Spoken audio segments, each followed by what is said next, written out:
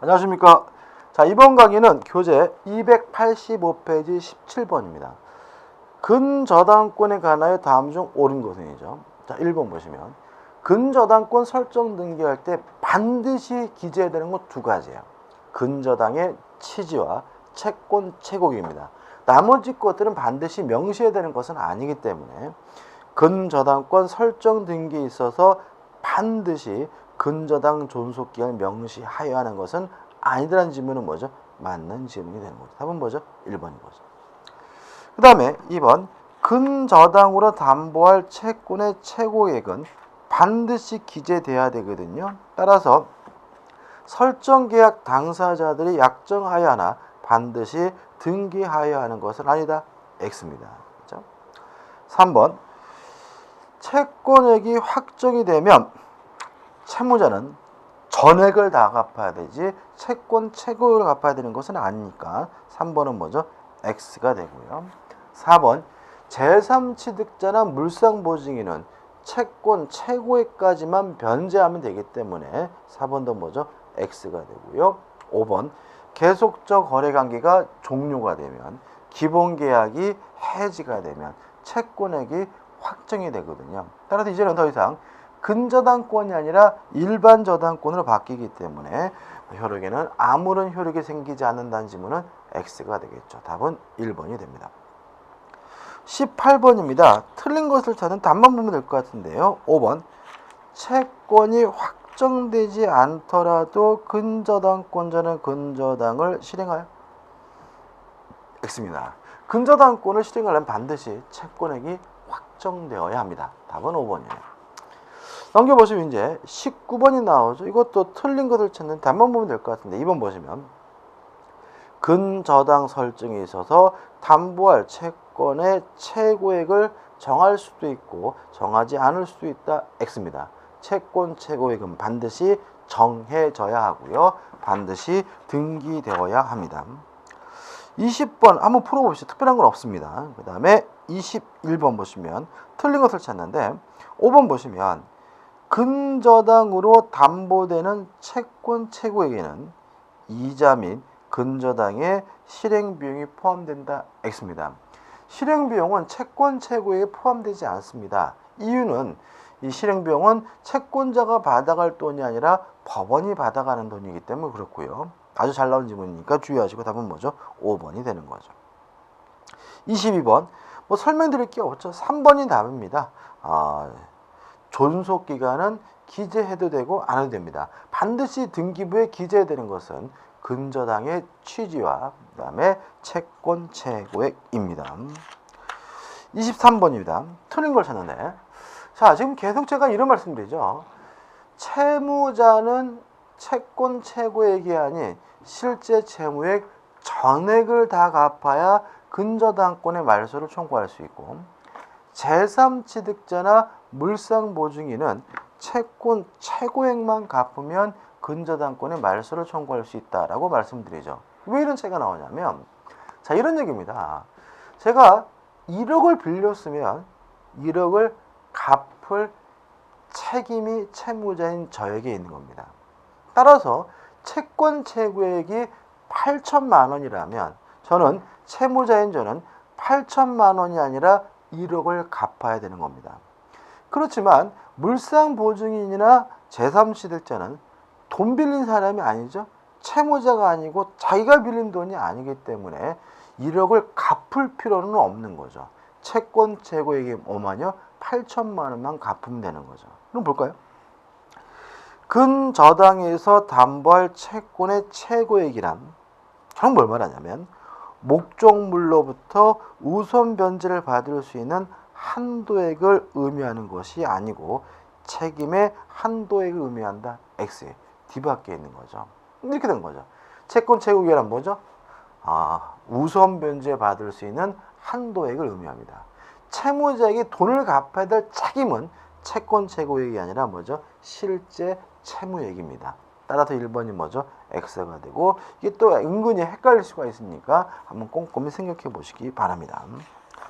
자 넘겨보시면 이제 24번이 나오죠. 근저당권의 피담보 채권이 확정되는 시기 세 가지를 기억했죠. 첫째, 계속적 거래관계가 끝나면 채권액이 확정된다. 두 번째, 근저당권자가 경매를 신청하면 채권액이 확정이 된다.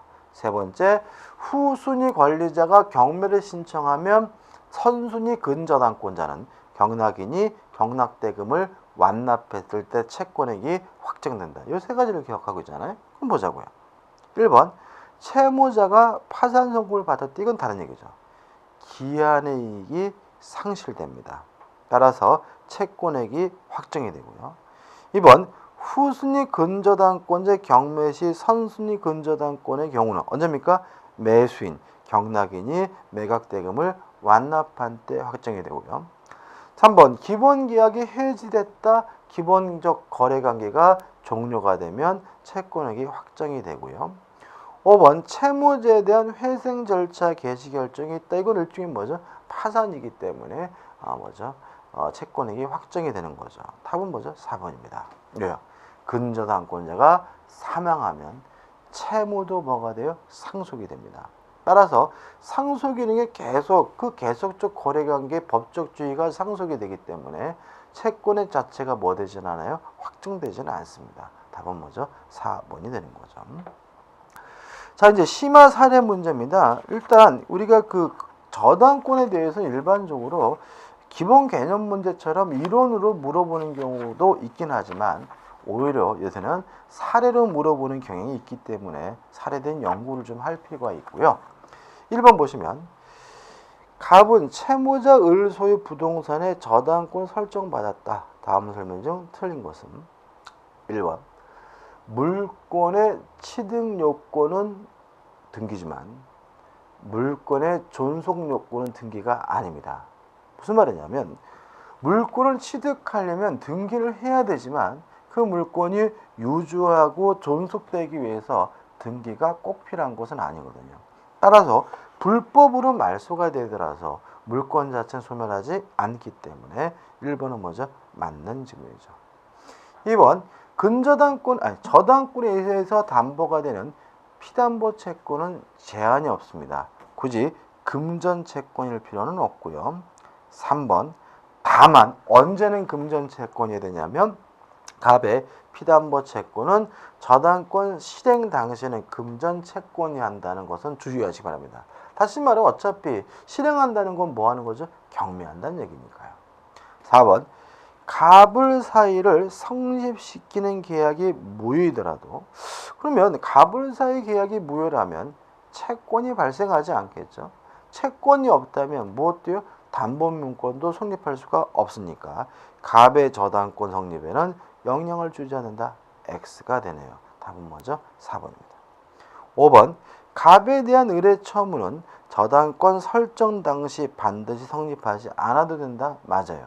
왜냐하면 미래의 채권을 담보하기 위한 저당권 설정도 가능하기 때문에요. 2번입니다. 갑 소유의 토지를 을이 저당권을 가지고 있고 갑이 사망하고 상속인 병이 그 토지의 건물을 신축했어요. 그러면 저당권 설정 당시에는 건물이 없었죠. 설정된 후에 건물이 있으니까 뭐가 발생합니까? 일괄경매 청구권이 발생하죠. 따라서 을의 입장에서는 토지와 건물을 일괄해서 경매할 수 있고요. 또 토지 대금에서만 우선 변제를 받게 되기 때문에 옳은 것은 1번 토지와 건물을 동시에 경매에 붙이고 토지 대금으로부터만 우선 변제를 받는다. 이게 올바른 지문이 되는 거죠. 자, 3번 문제입니다. 채무자 을은 자기 소유 나대지 위에 갑을 위하여 저당권을 설정한 후 그 지상에 건물을 신축하여 등기까지 마쳤으나 채무 불이행으로 갑으로부터 강제 집행이 받기에 이르렀다. 이 경우에 대한 설명 중 옳지 않은 것은 자 그러면 저당권 설정 당시 건물이 없었죠. 따라서 이것은 뭐예요? 일괄 경매 문제입니다. 자 그럼 이렇게 되는 거죠.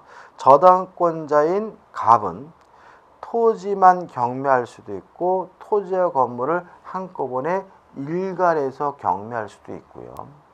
다만 토지 대금에서는 무엇을요? 우선 변제를 갖게 되는데 유의하실 것은 이러한 일괄 경매권이 인정이 되려면 저당권 설정자가 그 건물을 소유하고 있어야 돼요. 여기까지입니다. 1번. 갑은 토지의 경매 대금만으로 충분한 변제를 받을 수 있더라도 그 지상 건물까지 일괄 경매를 신청할 수 있다. 맞아요. 2번. 갑은 일괄 경매를 신청할 수도 있고 토지만의 경매를 신청할 수 있다. 맞아요. 3번. 일괄 경매의 경우에도 갑의 우선 변제권은 건물의 경매 대가에 대하여는 인정되지 않는다. 맞아요. 4번. 자, 일괄 경매가 인정되려면 저당권 설정자인 을이 건물을 소유하고 있어야 돼요. 을로부터 위 나대지의 소유권 양도받거나 영위권을 설정받은 제3자병이 건물을 신축하여 소유하고 있는 경우, 그러면 저당권 설정자가 건물의 소유자가 아닙니다. 이 경우는 일괄 경매가 불가능하기 때문에 갑의 일괄 경매권은 인정된다. X가 되는 거죠. 5번. 저당권 설정 당시에 건물이 없었기 때문에 법정지상권이 발생되지 않아요. 따라서 토지만 경매하면 토지 소유자는 건물의 철거를 요구할 수 있고요. 건물의 소유자는 건물을 철거해 줘야 됩니다. 답은 4번이 되는 거죠. X 건물에 대해 A가 1순위 근저당권, B가 2순위 근저당권을 가지고 있고 C가 유치권을 행사하고 있다. 다음 설명에 옳은 것은, 자, 이 상태에서 경매가 되면 모든 저당권은 무조건 다 소멸되니까 A의 근저당권도 B의 근저당권도 소멸합니다. 다만 유치권은 경매가 되더라도 뭐 되지 않아요? 소멸되지 않고요. 배당은 누구만 받을 수 있죠? A와 B만. 왜요? 유치권자는 소멸되지 않았으니까. 따라서 2번 보시면 A가 경매를 신청하여 D가 경락받아 새 소유자가 된 경우 C가 D에게 X 건물의 반환을 거부할 수도 있다. 맞아요. 왜냐하면 경매가 되더라도 유치권은 뭐 되지 않아요? 소멸되지 않으니까요. 답은 2번입니다. 5번 문제입니다. 을이 갑에게 부담하는 채무에 관하여 병이 자기 소유의 A 부동산을 담보로 제공하여 근저당권 설정하였다. 이 경우에 법률관계에 대한 다음 설명 중 옳지 않은 것은 1번. 병이 A 부동산을 정에게 매도하면서 정이 A 부동산에 설정된 근저당권에 피담보 채무 이행하기로 약정한 경우, 그럼 이 사람은 남의 빚을 대신 이행하기로 한 것이니까 병정 간의 계약은 이행, 인수로 해석될 수도 있다. 물론 뭐죠? 맞는 질문입니다. 2번. 병이 A 부동산 정에게 매도하고 정이 A 부동산 설정된 근저당권의 피담보 채무 이행을 인수한 후 A 부동산에 대해 담보권을 실행되었다면 을에 대하여 구상권을 취득하는 자는 병이 아니라 정이 된다. X입니다. 이거는요, 뭐 사실관계만 정확히 좀 이해하시면 되는 문제인데요. 자, 이런 문제죠. 갑이 예를 들어서 1억을 빌려줘서 을이 채무자고요. 병이 뭐죠? 채권자입니다. 그리고 병소유 A 부동산에다가 뭘 설정했냐면 근저당권, 저당권을 설정했어요. 이렇게 볼까요? 자, 근데 만약에 을이 돈을 안 갚는 바람에 경매가 되거나 또는 병이 갑에게 돈을 갚았다면 병은 을에게 당연히 뭐죠? 내 돈 내놔라. 뭐 할 수 있겠어요? 구상하는 것이 가능하겠죠. 기본 전제가. 근데 이거를 이런 게 아니라 병이 이 아파트를 예를 들어서 정한테 팔았어요. 팔고 등기해주면 이 정이 보시면 뭐라고 나와 있냐면 이행 인수를 했다는 말이 나왔거든요. 그 말은 이 1억 대출을 정이 뭐죠? 끼고 산 거예요. 매매 대금에서 1억을 빼고 병에게 뭐 한 거예요? 지급한 거죠. 그래서 만약에 경매가 됐으면 누가 지금 손해본 거예요? 병이 손해본 거죠. 왜냐하면 매매할 당시 이미 그 돈을 어떻게 해요? 적게 받았으니까요. 따라서 구상할권을 취득하는 사람은 병이 아니라 정이 되는 것이 아니라 정이 아니라 뭐죠? 병이 되는 거죠. 답은 뭐죠? 2번이 되는 거죠. 3번 갑이 담보권 실행으로 A 부동산에 대하여 경매를 실행하여 법원이 경매 개시 결정하고 그 결정 을에게 송달되었다면 피담보 채권 소멸시효 중단 효과는 을에게 미친다. 이거는 어떻게 해요? 맞는 질문이긴 한데 시험 범위에 좀 벗어나 있으니까 기억하려고 하지는 마시고요. 그 다음에 4번 병이 갑에게 피담보 채권 임의로 변제하였다면 병은 을에게 구상권 행사할 수 있고 그 구상권 확보를 위하여 병은 당연히 갑을 대의한다는 질문도 뭐죠? 맞는 질문입니다. 자, 이런 문제죠. 병이 갑에게 돈을 갚아줬다면 병은 을에게 당연히 내 돈 내놔라 구상하는 거 가능하고요. 이때 병은 갑이 가지고 있는 을에 대한 권리를 뭐죠? 대위 행사하는 것이 가능하고요. 이거 우리가 보통 변제자 대위라고 합니다. 5번 A 부동산에 대한 근저당권의 실행에 의하여 발생하는 병의 을에 대한 구상권의 소멸시효 기간은 물론 뭐죠? 10년이다. 맞는 질문인데 중요한 건 아니죠. 답은 뭐죠? 2번입니다. 자, 넘기셔서 6번 문제가 나오죠. 굉장히 뭐죠? 좀 그늘져 보이네요. 자, 옳은 것의 조합을 찾으라고 합니다. A번 근저당권이 설정된 부동산의 제3취득자는 피담보 채무가 확정된 이후에까지죠.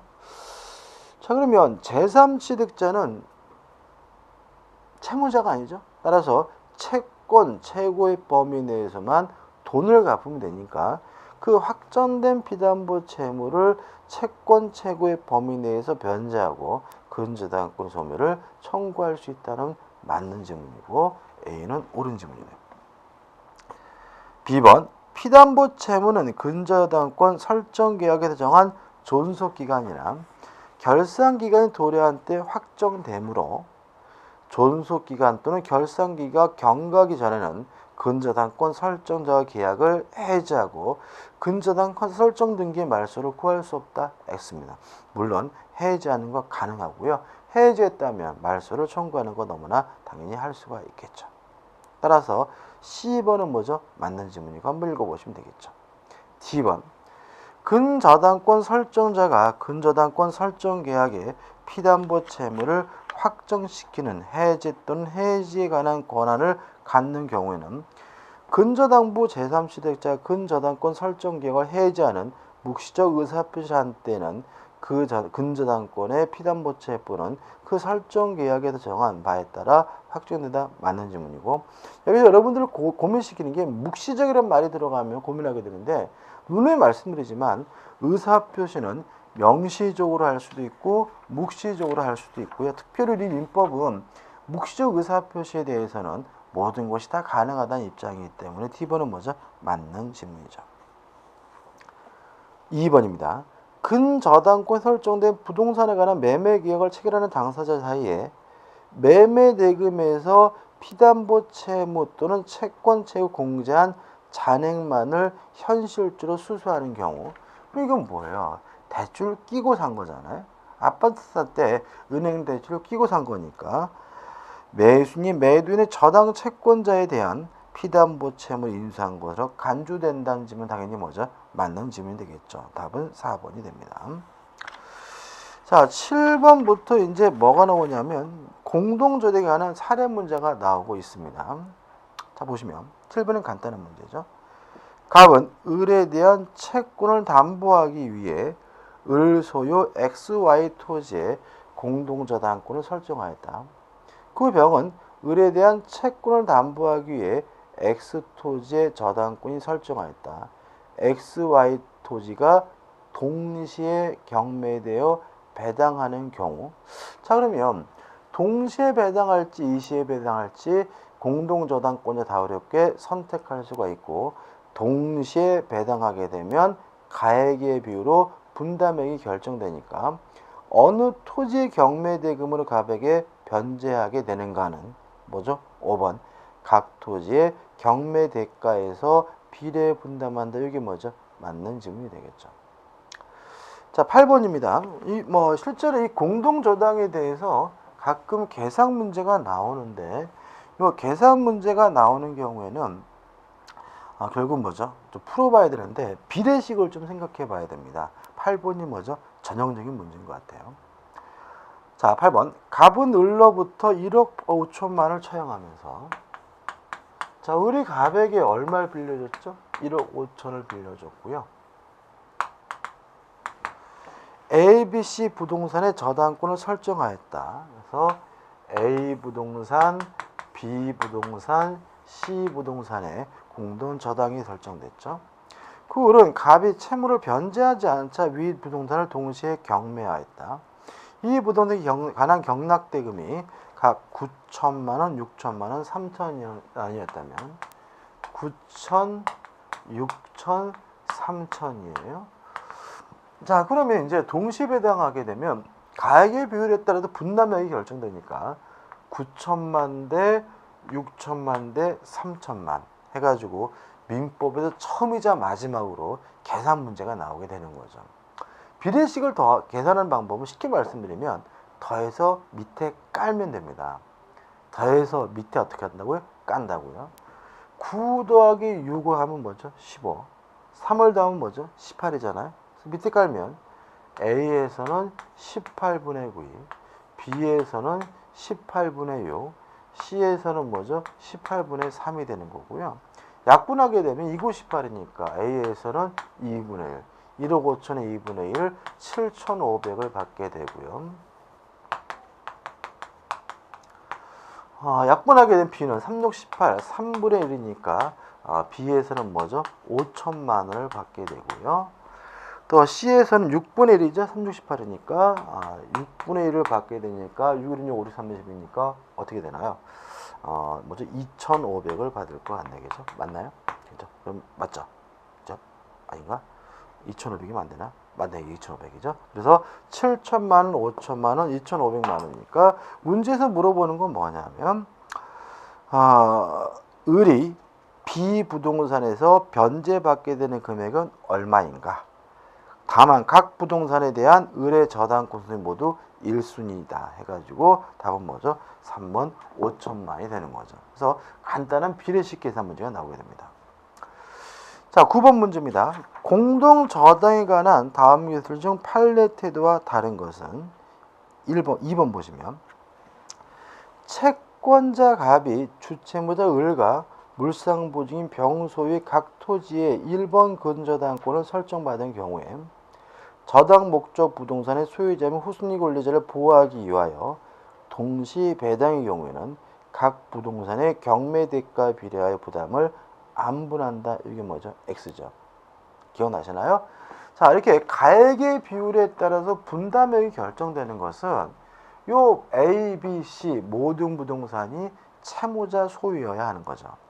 만약에 물상보증인 소유물이 존재한다면 채무자 소유물부터 먼저 배당을 실시하고 모자르면 물상보증인 소유물에 대해서 배당을 실시하기 때문에 동시 배당의 경우에 각 경매 대가에 비례해 분담액을 안분한다는 지금 뭐가 돼요? X가 되고요. 답은 2번이고 그래서 제가 요약과 정리할 때도 요 2번과 같은 지문이 올해 시험 문제 공동저당에서 답으로 선택될 지문으로 보이기 때문에 꼭 확실하게 이해해 두시기 바랍니다. 나머지는 또 꼭 한번 보시기 바라고요.